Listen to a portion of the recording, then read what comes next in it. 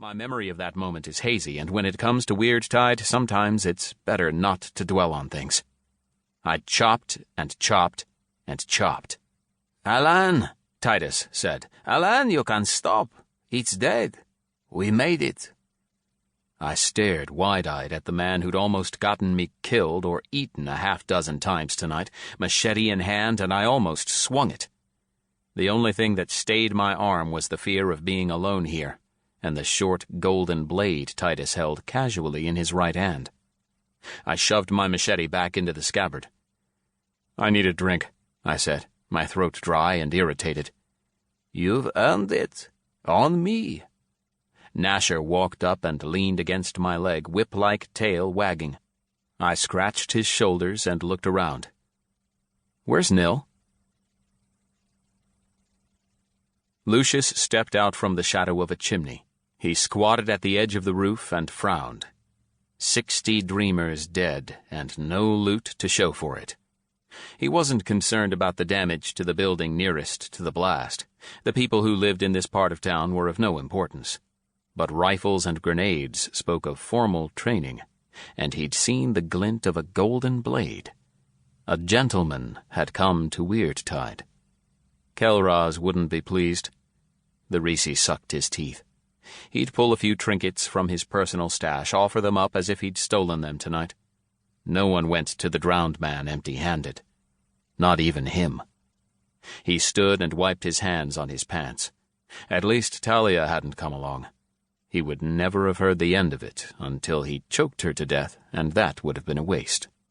Lucius turned to go, and a shadow made him jump. His weight shifted, his arms flailed, and he fell from the roof.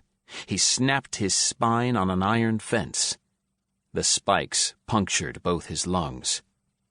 The last thing he saw was the merc-elf's too wide smile. Triangular, overlapping teeth showed bright against dusky skin and the starless sky. The rest of the trip to the safe house was uneventful.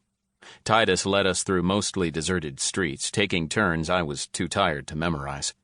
The bars on the windows went down to the first floor but never vanished entirely. Row houses with iron-banded doors and narrow windows gave way to more comfortable two-story single-family homes. Nil caught up to us after 10 minutes or so. "Where were you?" I whispered. "Helping someone off a rooftop," he answered. I was too tired and too busy looking for the next ambush to press him. We stayed on the left-hand side, south of the clock tower, its bright faces hanging over the city like moons.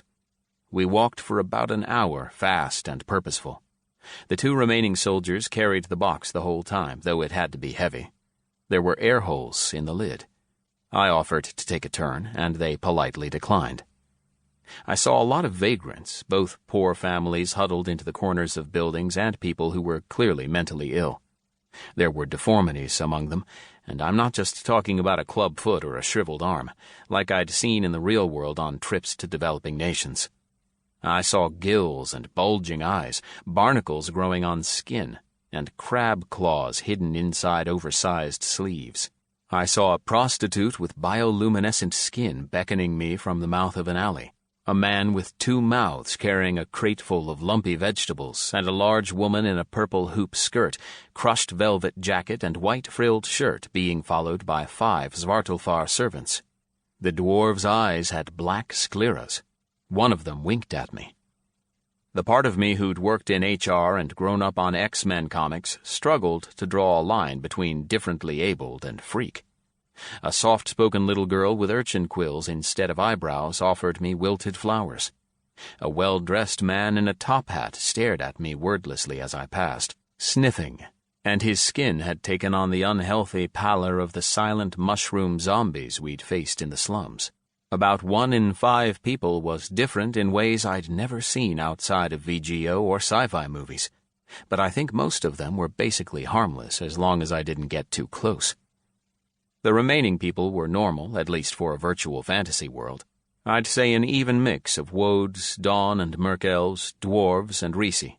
Imperials and accipiters were the minority by far. I never felt safe, though. Not even in the wealthiest neighborhoods we passed through, where the gas lamps had 3 lamps.